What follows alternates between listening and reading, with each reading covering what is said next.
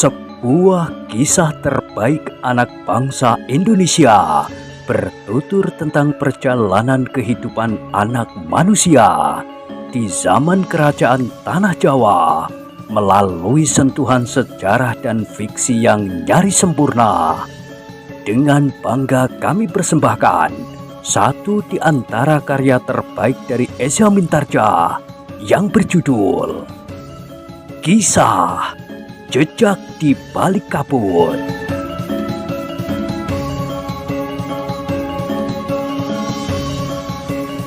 Pada kesempatan yang sangat baik ini, kita masuk pada episode yang ke-183. Selamat menikmati.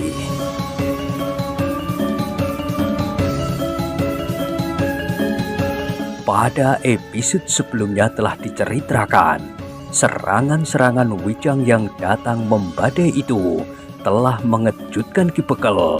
Ia tidak mengira bahwa anak muda pengembara itu mampu berbuat sebagaimana dilakukan itu.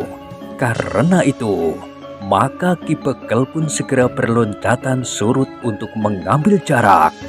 Wijang tidak memburunya. Ia melihat betapa wajah Ki Bekel menjadi tegang. Nafasnya mengalir semakin cepat. Rasa-rasanya sulit untuk mempercayai tataran kemampuan pengembara itu. Ki Bekel, berkata Wijang kemudian. Sekali lagi aku minta Ki Bekel berpikir jernih. Aku akan pergi. Jangan halangi jalanku, atau aku akan membuka jalanku sendiri. Jika aku harus membuka jalanku sendiri, maka aku tidak bertanggung jawab atas segala akibat yang dapat timbul.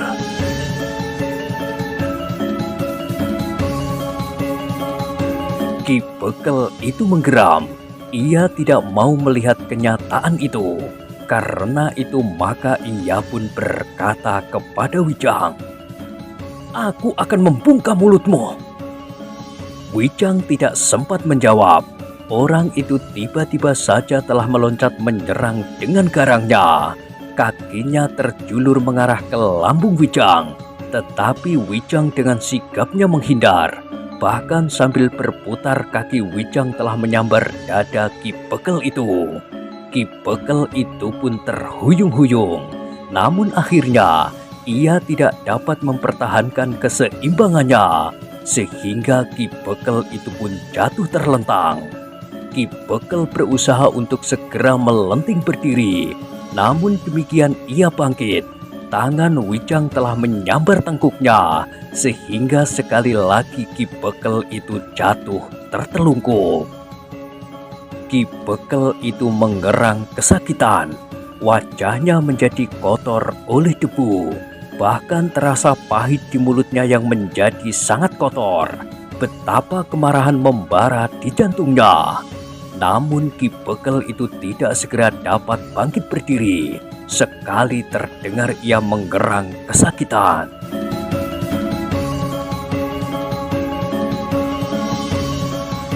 Sementara itu Wijang pun bergeser mundur. Ia pun segera memberi isyarat kepada Paksi Pamekasan sebagaimana mereka putuskan itu, bahwa mereka akan berusaha meloloskan diri dari orang-orang padukuhan itu. Dengan demikian maka Wijang dan Paksi akan menghindari kemungkinan yang lebih buruk lagi. Paksilah yang kemudian berjalan di depan sambil memutar tongkatnya. Orang-orang yang mengepung Wijang dan Paksi itu terkejut melihat keadaan Ki Bekel itu. Menurut anggapan para penghuni padukuhan itu, Ki Bekel adalah orang yang tidak terkalahkan. Namun melawan anak muda pengembara itu, Ki Bekel seakan-akan menjadi tidak berdaya. Karena itu maka orang-orang yang mengepung Wijang dan Paksi itu pun menjadi gelisah. Bahkan kemudian perasaan takut pun mulai menyelinap di hati mereka.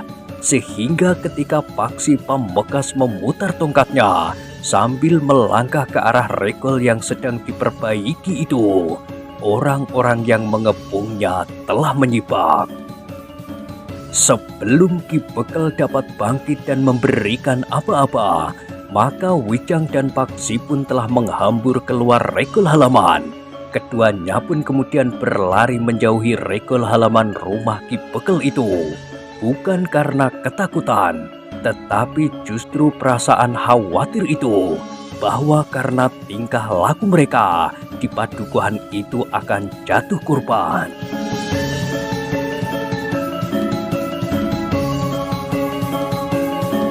Rasa-rasanya memang aneh bagi Wijang dan Paksi yang harus berlari kencang seperti 2 ekor tupai yang diburu oleh anak-anak sepadukuhan. Ketika Ki Bekel kemudian bangkit berdiri sambil mengusap wajahnya yang kotor oleh debu dan tanah berpasir itu, serta darah yang meleleh di sela-sela bibirnya karena 2 buah giginya patah ketika ia jatuh terjerembab, maka ia pun segera bertanya, "Di mana pengembara edan itu?" Orang-orang yang berada di halaman itu saling berpandangan, tetapi tidak seorang pun yang menjawab. "Di mana kedua iblis itu, hei?" Orang yang bertubuh tinggi besar yang punggungnya masih terasa sakit itu pun menjawab, "Mereka melarikan diri, Ki Bekel." "Lari? Dan kalian tidak berusaha menangkap mereka?"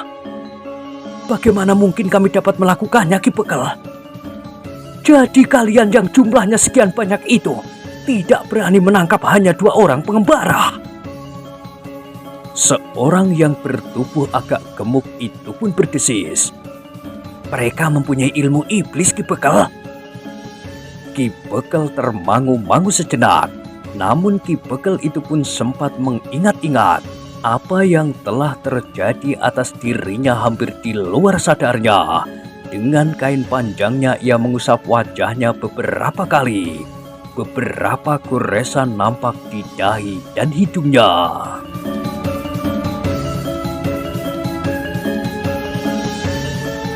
Namun Ki Bekel tidak dapat menyalahkan orang-orang yang berada di halaman rumahnya.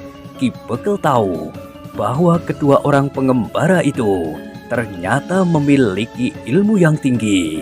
Bahkan dirinya tidak mampu berbuat apa-apa menghadapi seorang saja di antara mereka.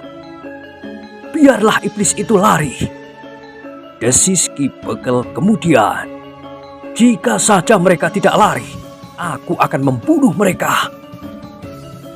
Orang-orang yang berada di halaman itu tidak ada yang menyahut, tetapi mereka melihat kenyataan di hadapan mereka bahwa Ki Bekel itu tentu akan dikalahkan seandainya perkelahian itu akan berlanjut.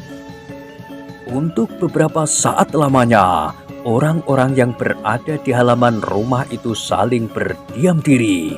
Baru kemudian Ki Bekel itu pun berkata, "Pulanglah, tetapi jangan kehilangan kewaspadaan.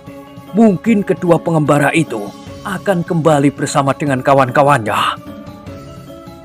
Orang-orang padukuhan itu pun kemudian telah meninggalkan halaman rumah Ki Bekel itu pula, pulang ke rumah masing-masing kecuali para bebahu padukuhan. Tetapi beberapa orang di antara mereka justru berhenti di mulut jalan. Mereka masih membicarakan kedua orang pengembara yang gagal mereka tangkap. "Nampaknya keduanya memang bukan orang jahat," berkata seorang yang bertubuh kecil dan pendek. Orang yang bertubuh tinggi dan besar itu pun berkata, "Iya, agaknya mereka bukan orang jahat. Meskipun punggungku rasa-rasanya patah ketika aku dilemparkannya, tetapi nampaknya mereka tidak ingin menyakiti siapapun. Tetapi lambungku rasa-rasanya telah dilubangi dengan tongkat itu. Tetapi bukankah tidak apa-apa, hanya sedikit biru." Orang yang lambungnya tersentuh tongkat paksi itu pun berkata, "Kelihatannya memang hanya sedikit biru, tetapi sakitnya sampai ke jantung." "Kau memang cengeng," berkata tetangganya yang lain. "Kemarin kau merintih kesakitan di belakang regol halaman rumahmu. Aku kira ada yang terjadi. Ternyata kau hanya diseruduk oleh kambing peliharaanmu sendiri. Sakitnya bukan main. Coba kau pergi ke rumahku. Aku lepas kambing jantanku itu. Jika kau diseruduk pantatmu, maka 3 hari kau tidak akan dapat berjalan. Tetangga-tetangganya yang ikut berbincang di mulut jalan padukuhan itu tertawa. Namun seorang di antara mereka pun berkata, agaknya Ki Demang benar. Panggraito Ki Demang cukup tajam, sehingga Ki Demang menanggapi kehadiran kedua orang itu dengan baik, sebagaimana dikatakan oleh Ki Bekel. Ki Bekel memang agak tinggi hati. Keduanya adalah orang-orang yang berilmu tinggi. Menilik wajah mereka, mereka masih terlalu muda, namun agaknya pengembaraan mereka telah membuat mereka menjadi matang. Jika orang itu ingin membunuhku, maka agaknya dengan mudah dapat dilakukan. Tetapi aku tidak mati, berkata orang yang bertubuh tinggi besar. Meskipun wujudnya sedang-sedang saja, tetapi bagaimana mungkin ia dapat mengangkatmu seperti mengangkat seonggok kapuk saja? Aku juga keheranan atas tenaganya yang sangat besar. Aku diangkatnya begitu saja tanpa ancang-ancang. Kemana mereka sekarang? Entahlah, bukankah kita tidak mau cari perkara? Orang-orang itu pun terdiam. Sementara itu, orang yang perutnya tersentuh tongkat paksi itu pun berkata, aku akan pulang. Keluargaku harus bersyukur bahwa aku masih sempat pulang. Jika perutku benar-benar berlubang, maka yang pulang hanyalah namaku. Anakku tidak akan ada yang mencarikan makan. Padahal mereka masih terlalu kecil untuk mencari makan sendiri. Aku tidak mau mereka menjadi anak tiri dari laki-laki manapun. Orang itu masih akan berbicara lagi, tetapi seorang tetangganya pun berkata, sudahlah, pulanglah. Suaramu tentu lebih menggelisahkan daripada kemungkinan kembalinya kedua orang itu tadi. Anak dan istrimu menunggu di rumah. Orang itu mengerutkan dahinya, namun kemudian ia pun melangkah dengan kepala tunduk pulang ke rumahnya. Tetapi beberapa langkah kemudian orang itu berhenti. Ia masih saja berkata, aku akan pergi ke sawah, tetapi aku harus pulang dahulu, mengambil cangkul dan menunjukkan kepada keluargaku bahwa aku tidak apa-apa. Aku dapat mengatasi kesulitan akibat pukulan tongkat anak muda yang berilmu tinggi itu. Iya, kawannya memotongnya. Baru sekarang kami, tetangga-tetanggamu sejak kita masih kanak-kanak, mengetahui bahwa kau kebal. Kau mulai menghina. Tetangganya itu pun tertawa, bahkan yang lain pun tertawa pula. Seorang di antara mereka berkata, jangan marah, orang yang cepat marah akan lekas menjadi tua, sementara istrimu masih tetap muda.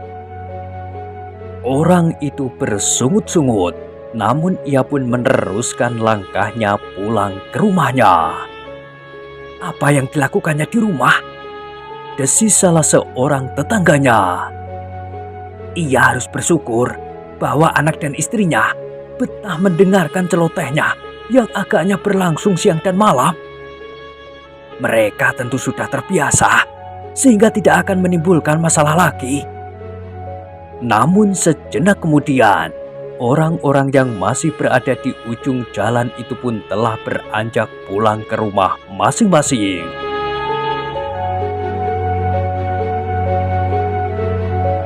Dalam pada itu, Wijang dan Paksi pun sudah menjadi semakin jauh dari padukuhan itu. Sambil melangkah di atas jalan sempit, Wijang pun bertanya, menurut pendapatmu, bagaimana sikap orang-orang padukuhan itu? Mereka tidak marah kepada kita, jawab Paksi Pamekasan. Ternyata bahwa mereka tidak mengejar kita. Wijang mengangguk-angguk, katanya, bekal padukuhan itu terlalu tinggi hati dan sombong. Mudah-mudahan yang terjadi dapat menjadi pelajaran baginya. keterangan Ki Demang tidak didengarkannya. Ia lebih senang mendengarkan kata hatinya yang sombong itu. Orang itu akan berpikir 2-3 kali tentang sikapnya terhadap kita. Bukankah Ki Bekel sudah terlanjur bersikap? Jika saja kita tidak mempunyai kemampuan untuk meloloskan diri, apakah kita tidak menjadi bubur? Kita akan jatuh di tangan orang-orang padukuhan ini. Sementara Ki Bekel justru menginginkan kita dilumatkan. Tidak ada orang yang akan dapat melindungi kita. Paksi Pamekasan mengangguk-angguk. Ia pun membayangkan orang-orang yang tidak bersalah yang harus mengalami nasib buruk karena sikap orang-orang yang berpikiran pendek. Untuk beberapa saat keduanya tidak berbicara. Mereka seakan-akan tenggelam ke dalam angan-angan mereka masing-masing. Dalam pada itu mereka berdua masih menyusuri jalan sempit.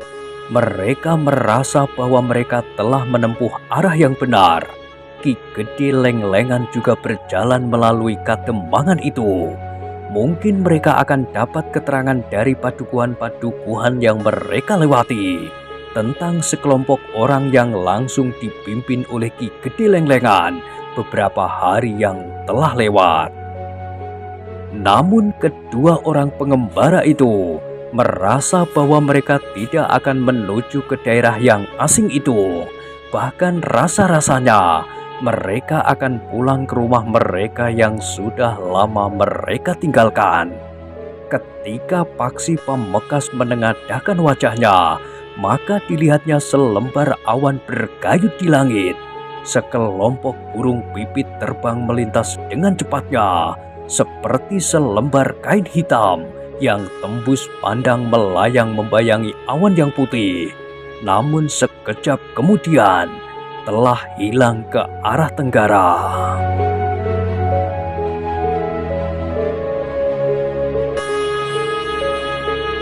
Kita akan melingkari gunung ini, berkata Wijang.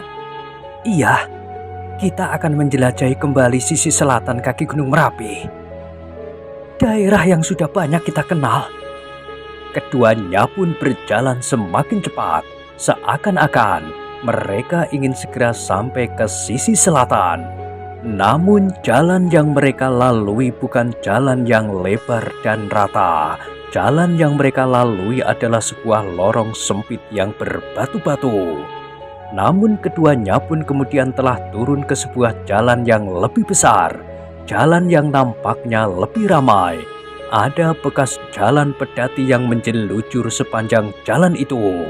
Mereka berdua pun menepi ketika mereka berpapasan dengan dua orang berkuda.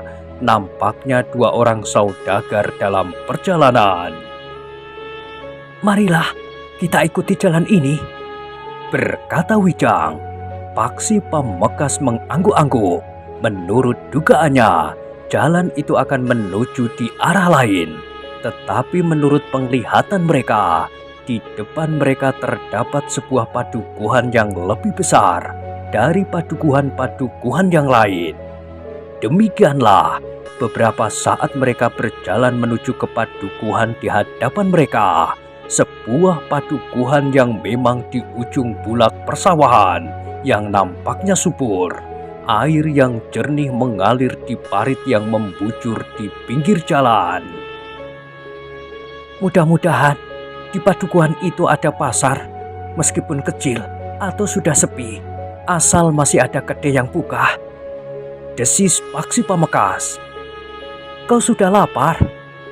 Aku haus, tetapi aku tidak ingin minum air parit. Bukankah kau akan mengatakan bahwa di parit itu mengalir air yang jernih? Wijang tertawa. Beberapa saat kemudian, maka mereka pun telah sampai di regol padukuhan.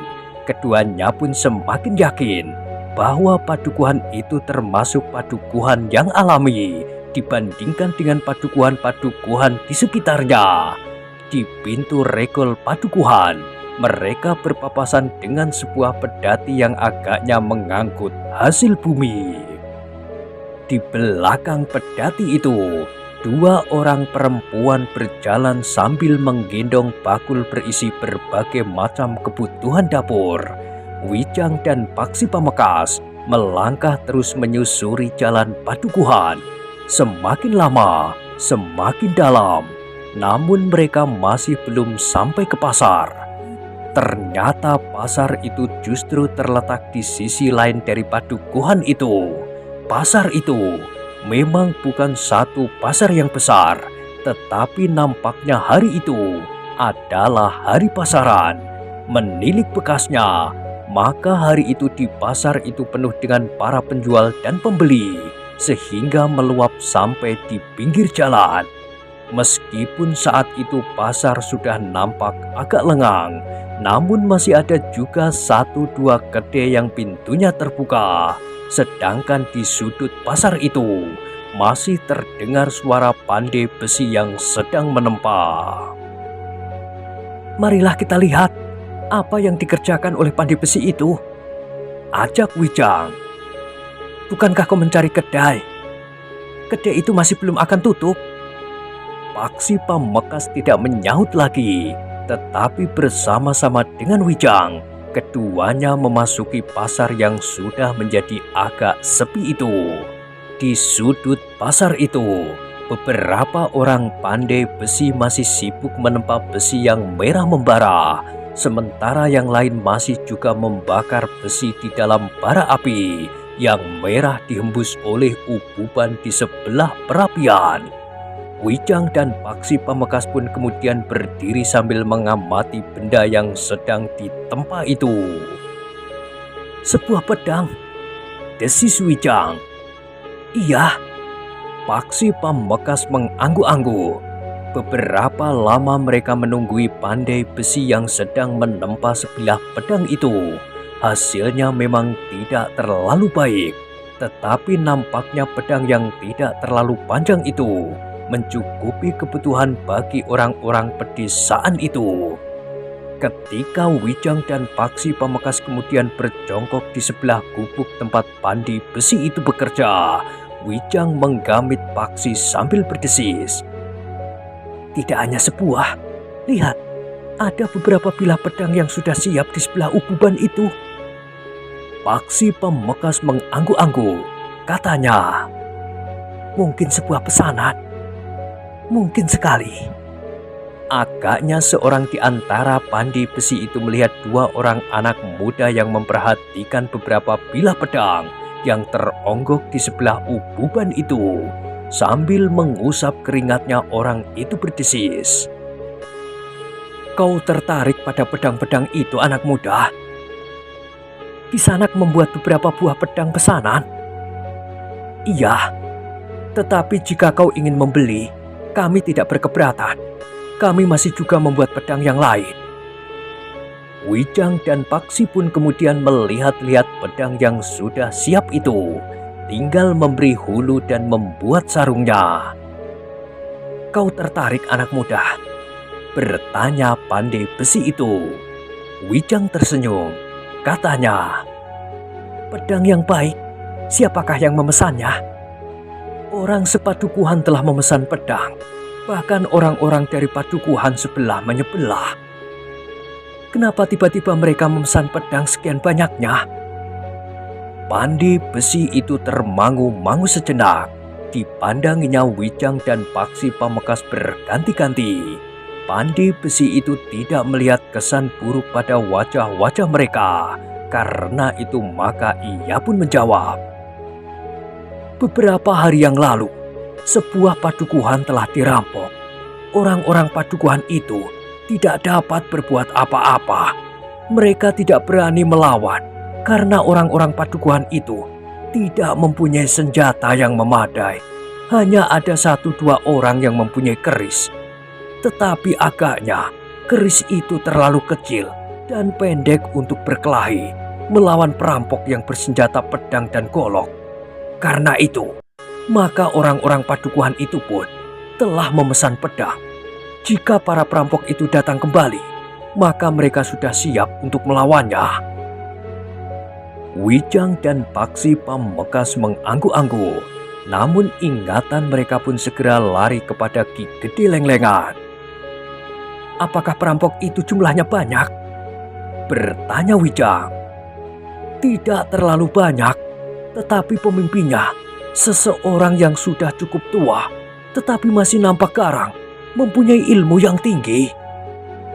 Wijang dan Paksi Pamungkas masih mengangguk-angguk.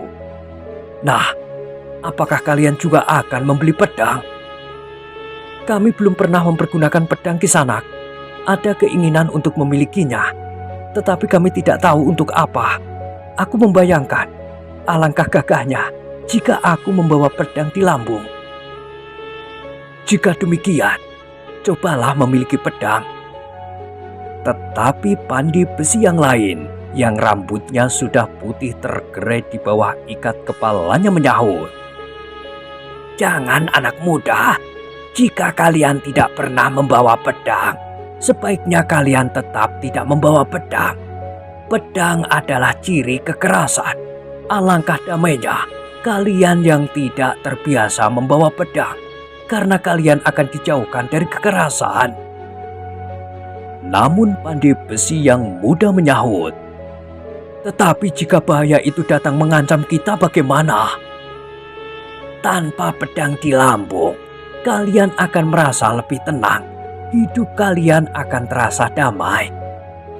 Pandai besi yang muda tidak menyahut, namun ia pun kembali ke pekerjaannya, menempa besi dan baja untuk membuat pedang. Orang yang rambutnya sudah mulai putih itu sambil bekerja berkata, kekerasan yang terjadi akhir-akhir ini ternyata memberikan kesempatan kerja yang lebih luas kepada kami. Tetapi setiap kali kami harus merenung, adakah kerja kami ini tidak bertentangan dengan tatanan kehidupan antara sesama yang seharusnya saling mengasihi? Wijang dan Paksi Pamungkas tidak menjawab, tetapi pandai besi yang muda itu berkata, senjata ini semata-mata untuk mempertahankan diri, kek.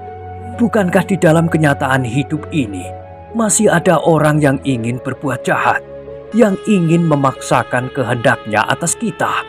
Seandainya orang-orang Padukuhan itu tidak membuat pedang, apa yang dapat mereka lakukan jika para perampok itu datang kembali dengan membawa pedang di lambung mereka? Aku tidak ingkar dari kenyataan itu. Nyatanya, aku pun ikut membuat pedang. Tetapi sebaiknya kedua anak muda itu tidak membeli pedang. Jangan membayangkan bahwa kalian akan nampak gagah jika di lambung kalian tergantung pedang.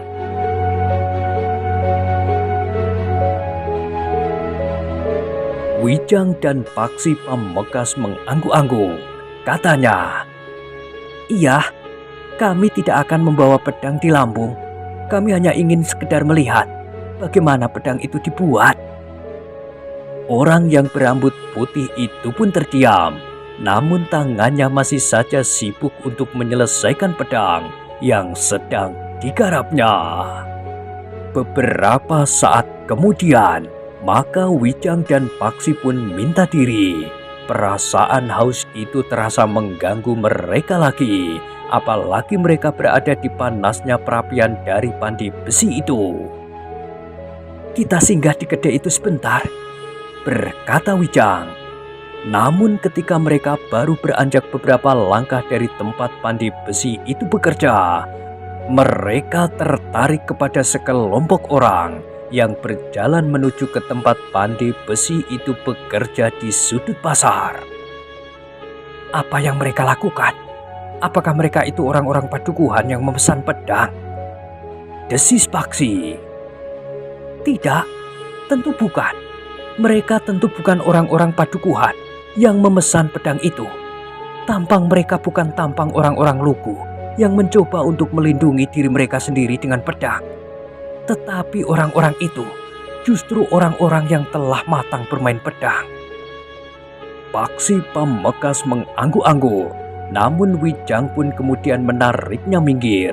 Agaknya lincak bambu itu dipergunakan oleh seorang penjual makanan dan minuman untuk mempersilahkan tamu-tamunya duduk. Tetapi karena hari sudah terlalu siang, maka penjual makanan dan minuman itu sudah pulang. Sebenarnya lah bahwa sekelompok orang itu telah melangkah menuju ke tempat pandai besi itu bekerja. Seorang di antara mereka tubuhnya tinggi besar dan dengan perut yang buncit, berkumis tebal, sedangkan rambutnya terurai lepas di bawah ikat kepalanya yang dililitkan begitu saja di kepalanya.